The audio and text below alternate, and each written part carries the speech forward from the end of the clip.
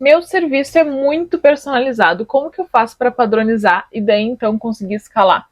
Então, prazer, me chamo Júlia, eu faço engenharia de produção e aqui nesse canal eu falo sobre como a gente conseguir escalar uma empresa otimizando processos, diminuindo custo e tempo, sem contratar novas pessoas. Então, se tu acha que teu serviço tem muitas variáveis na entrega, eu vou te mostrar aqui na prática, com vários exemplos, de que isso não é verdade em 99% dos casos. Então, se tu, por exemplo, acha que assim, meu serviço ele é de edição de vídeo, só que varia muito. Tem vídeos que demoram 3 horas, tem vídeo que demora 1 hora. Ou, por exemplo, tem cliente que gosta de entender todo o processo completo, gosta de calls toda semana, e tem clientes que não gostam de saber de nada, só quer saber o trabalho pronto. Então, como é que eu vou padronizar isso? Mas na minha empresa, às vezes, eu faço um roteiro, o planinho faz outro roteiro também para entregar para o cliente, e não tem muito padrão, é meio que quem está disponível. Então, se tem qualquer uma dessas dúvidas ou até semelhantes, esse vídeo provavelmente vai ser para ti. E eu vou te mostrar um pouquinho o raciocínio da padronização e como a gente padroniza essas atividades, para daí a gente conseguir criar sistemas. Nesses sistemas a gente otimiza atividades, ou seja, diminui tempo, diminui custo, para daí a gente conseguir aumentar a margem, aumentar o dinheirinho no bolso e conseguir escalar. Estão me acompanhando? Então agora eu te digo, os padrões, eles sempre estão lá. Eu vou te dar um exemplo do algoritmo de filas. Uma fila que, por exemplo, pode ter pessoas que saem rápido, pode ter pessoas que odeiam fila, pode ter pessoas que aceitam fila, pode ter pessoas que demoram muito no atendimento e aumentam a fila. Então tem muitas variáveis. E eu te digo, tem um algoritmo que resolve isso. Por que a tua empresa não teria? Até empresas de arte, que assim é totalmente variável, vídeo, enfim, que seja, consegue padronizar. Por que a tua empresa tu não conseguiria? Então a questão é, tu só ainda não conseguiu enxergar um padrão, mas a gente vai ver isso agora.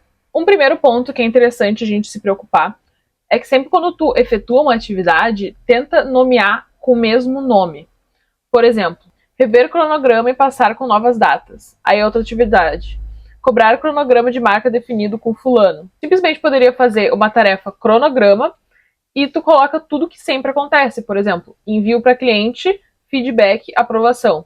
Padronizado para todos. Tu não precisa criar uma atividade com um nome diferente a cada vez. Porque quando tu faz tudo com nomes diferentes, a tua cabeça ela já fica meio confusa, né? Tipo, como assim são tantos nomes, tantas atividades diferentes, como é que eu vou padronizar isso? No momento que tu já muda o nome e fixa no nome, tu já vai começar a ver um padrão. E é isso que a gente vai ter que trabalhar aqui, certo? Então agora a gente vai pro segundo ponto, que é essa lógica aqui. Vamos dizer que tu tem um vídeo que ele pode demorar ali 3 horas para editar, e tu tem um outro vídeo que tu pode demorar ali 1 hora para editar, certo? Então daí vamos pegar aqui embaixo, vamos dizer que tu tem que fazer um design pro cliente. E se é primeiro cliente, pode demorar lá 6 horas. E se é, por exemplo, um cliente mais recorrente, tu pode demorar 1 hora. Tem que fazer uma gravação. E tu tem um cliente que ele não gosta de nada, tipo, tem que repetir. Pode demorar lá 7 horas para gravar vídeos.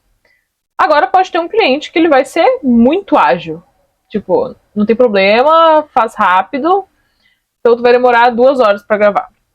Então tá, a gente tem várias variações. Então como que a gente vai padronizar isso? Tu vê que esse raciocínio aqui, ele não tem um padrão. Então é vídeo, design, gravação, e daí tu se divide em difícil e fácil. Só que tu não percebe que só por isso já tem um padrão. Tipo ali em vídeo. É um cliente exigente e um cliente mais tranquilo. O design é um cliente exigente e um cliente mais tranquilo. Então o padrão, na verdade, ele vai ser cliente exigente, ou até, tipo, primeiro contato com o cliente, né? Até pegar. Vamos colocar assim, que eu acho que é melhor. Então, ao invés da gente ter essas 3 categorias sem padrão, a gente pode separar ali. Primeiro mesmo cliente, cliente recorrente, que dentro disso vai ter vídeo. Então, isso daqui vai se repetir. E aqui a gente encontra um padrão de tempo. Então, ali no momento que vídeo pode ter de 1 hora a 3 horas, agora, no primeiro mês do cliente, um vídeo ele vai ter um padrão mais curto, tipo, uma variabilidade mais curta. Então, o vídeo ele pode ter, em média, 3 horas, certo? Como é o primeiro mês do cliente, ele vai demorar mais. O design pode ter, em média, 6 horas. A gravação vai ter, em média, 7 horas, certo? E no cliente recorrente, a gente pode diminuir esses tempos. Claro, uma mínima variação sempre vai ter, porque há suas variabilidades dentro do processo, né? Mas, partindo desse pressuposto, já consegue entender muito mais o tempo que tu vai gastar em cada atividade para tu se organizar e daí sim tu conseguir reduzir tempo gasto de forma inadequada. No primeiro cenário, tu pode ali dizer, eu tenho que editar um vídeo. Mas o vídeo, tu não sabe quanto tempo vai demorar. E demora lá muito mais do que tu tinha planejado. Que já embanana todas as outras demandas que tu tinha e tu pode acabar entregando atrasado por não ter essa clareza e esse planejamento de uma forma mais organizada mesmo, né? Porque nesse segundo caso, onde tu tem um padrão, tu consegue replicar ele. E replicando ele, tu poupa tempo na designação de novas tarefas. Então tu não gasta tanto tempo fazendo novas tarefas, porque tu já tem um padrão, já tem um processo ali, só copia e cola, e fica muito mais fácil, muito mais claro também para designar as tarefas para a equipe. E agora a gente parte para o terceiro ponto, que é a designação correta das tarefas. Se, por exemplo, dentro da tua equipe, fulano faz o roteiro, mas ciclano também faz o roteiro. Às vezes é quem está mais livre, às vezes é quem está afim ou tem mais conhecimento sobre o cliente. Então, não tem esse padrão de pessoas também. Então, até vou trazer um exemplo aqui, que é a questão dos roteiros. O que eles chegaram me apontando, tá? Que roteiro muda, né? Tipo, depende se o cliente vai fazer 10 vídeos, se o cliente vai fazer 4 vídeos, se o cliente quer uns roteiros mais compridos, se é para orgânico, se é para tráfego. Então, o roteiro muda muito. Não tem como tu trazer um padrão. O roteiro vai demorar em média 5 horas para fazer 20. Exagerei, mas enfim. Não tem padrão nenhum. Então, como que a gente vai padronizar o roteiro? A gente vai seguir a mesma lógica do exemplo anterior. A gente vai tirar a categoria roteiro e a gente vai dividir em, por exemplo, orgânico e pago. O que vai acontecer? Se roteiro tem muita variação, a gente divide em outras categorias que vão ter elementos mais padronizáveis, ok? Então a gente tem aqui o orgânico e a gente tem o pago. Dentro de cada um, a gente vai ter todas as tarefas, né, para realizar o orgânico. O vídeo, o roteiro vai ser só uma dessas tarefas. E a gente acaba percebendo um padrão, tá? Quando eles me explicaram ali, eu perguntei quem que faria roteiro melhor do orgânico e quem que faria melhor roteiro do pago. Porque se antes era, fulano faz, às vezes sou eu, às vezes é o outro. Tá, mas quem faria melhor cada um? E na hora já me apontaram, tá, não. Fulano faz melhor orgânico e eu faço melhor o pago. Tu já pegou um padrão aí. Então a gente já designa pessoas para cada um. O fulaninho, ele chegou e me passou que quando é orgânico, a empresa tenta passar menos vídeos, menos roteiros pro cliente. Pra ele não se perder ali, né, enfim. E quando é pago, normalmente terceirizam a gravação e mandam mais roteiros para fazer tudo de uma vez. Porque o pago, ele também exige mais variações, né, para tu postar e ir testando dentro do marketing, né, falando um pouco da empresa deles. Então, nisso a gente já identificou outro padrão. Então, aqui a gente pode ter uma média de 4 roteiros por mês, semana, acho que mais mês.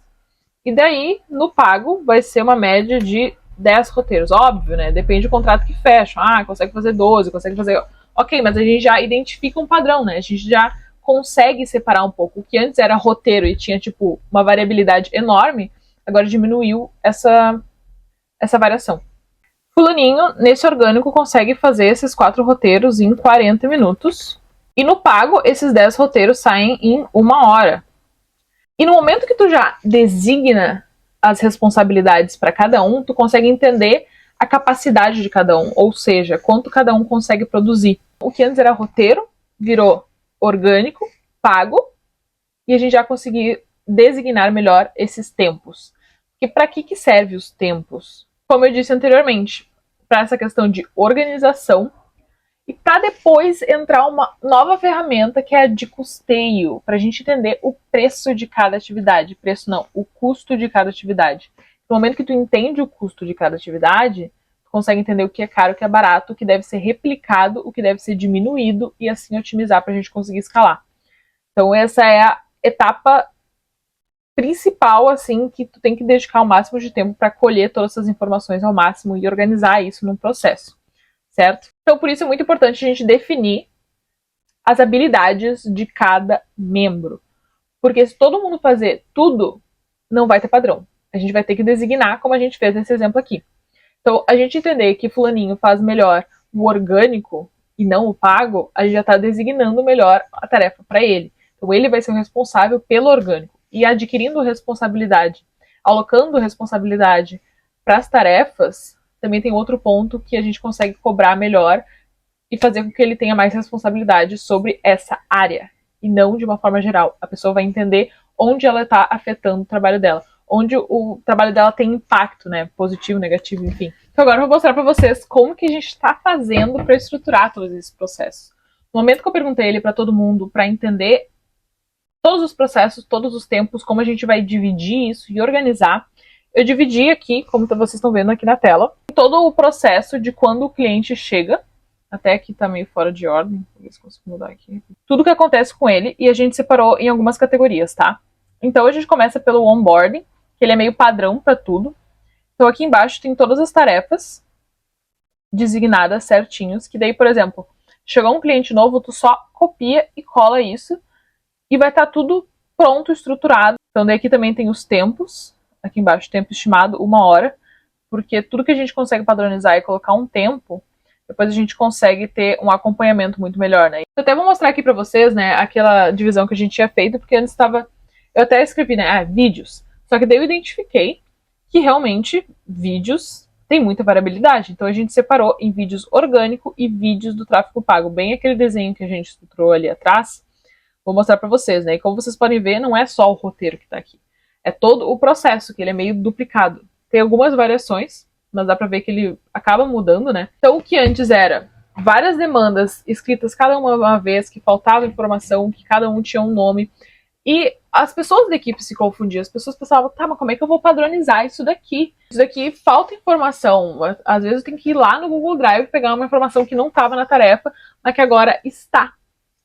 E dentro agora, nos próximos passos, a gente vai estipular automações para conseguir designar de uma forma muito mais fluida, muito mais rápida, e as pessoas não perderem tempo nessas questões das atividades.